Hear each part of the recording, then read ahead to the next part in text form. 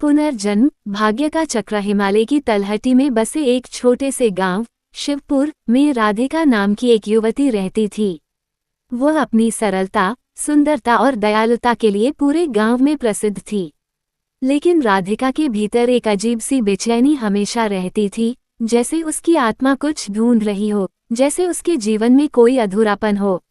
उसे अक्सर सपने आते थे, अजीब, अस्पष्ट और रहस्यमय।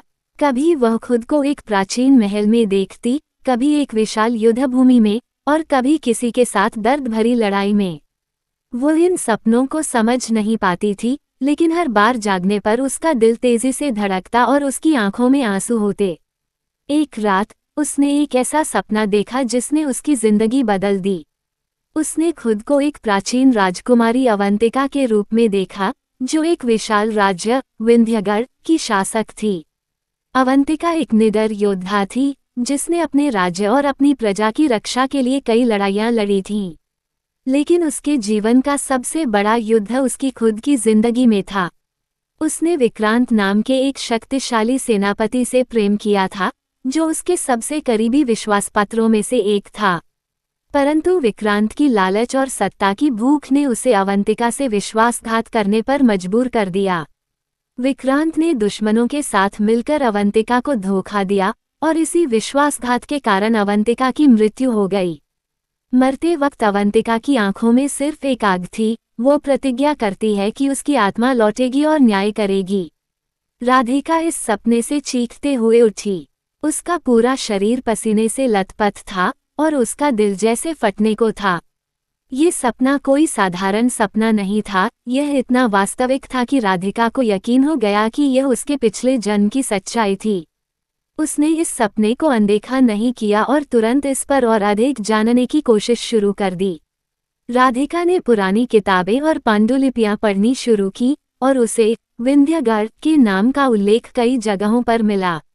वहां की कहानियों में राजकुमारी अवंतिका और उनके राज्य के पतन का जिक्र था, और साथ ही विक्रांत नाम के एक सेनापति का भी, जिसने राज्य को धोखा दिया था।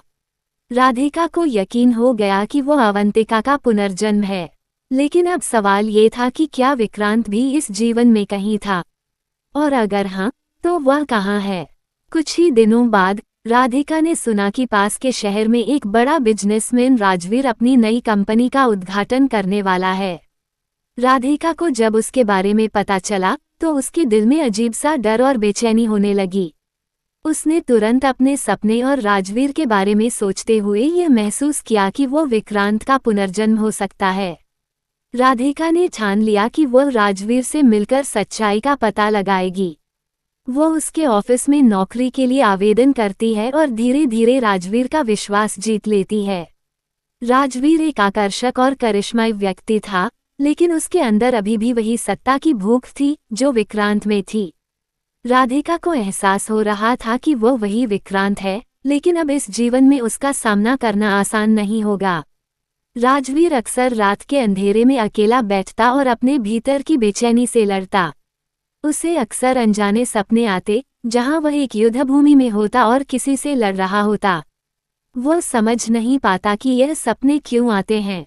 धीरे धीरे राधिका के साथ बिताए समय ने उसे एक अजीब सी शांति दी, लेकिन राधिका के भीतर कुछ और चल रहा था, एक योजना, एक मकसद। एक दिन राधिका और राजवीर एक पार्टी से लौट रहे थे। बारिश हो रही थी और दोनों एक सुनसान सड़क से गुजर रहे थे। अचानक राधिका ने गाड़ी रुकवाई और राजवीर को एक प्राचीन मंदिर की ओर ले गई। राजवीर हैरान था, लेकिन कुछ कह नहीं पाया। मंदिर के अंदर राधिका ने उसे बताया कि वो कौन है, और उसने विक्रांत के साथ उसके पिछले जन्म की कहानी साझा की। पहले तो राजवीर ने इसे एक कहानी मानकर हंसी में उड़ा दिया, लेकिन जैसे ही राधिका ने उन घटनाओं का जिक्र किया जो केवल अवंतिका और विक्रांत जानते थे, उसकी आंखों में डर और भ्रम साफ झलकने लगा। राजवीर का चेहरा सफेद पड़ गया।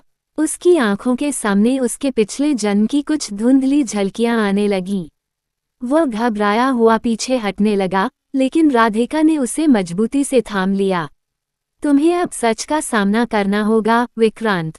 ये भाग्य का चक्र है, और अब तुम्हें अपने किए का सामना करना पड़ेगा। राधिका की आवाज में दर्द और क्रोध दोनों थे। राजवीर को अब सब याद आने लगा था। वह चौंक गया, उसकी आंखों से आंसू बहने लगे। मैंने सत्ता के लिए तुम्हें धोखा दिया था। मैंने अपने लालच में तुम्हारा सब कुछ छीन लिया। मैं तुम्हारा अपराधी हूँ, उसने रोते हुए कहा। राधिका के दिल में एक भयंकर तूफान चल रहा था। उसके सामने वही आदमी खड़ा था जिसने उसकी पिछली जिंदगी को बर्बाद कर दिया था। वह चाहती तो उसे सबक सिखा सकती थी, उसका अंत कर सकती थी।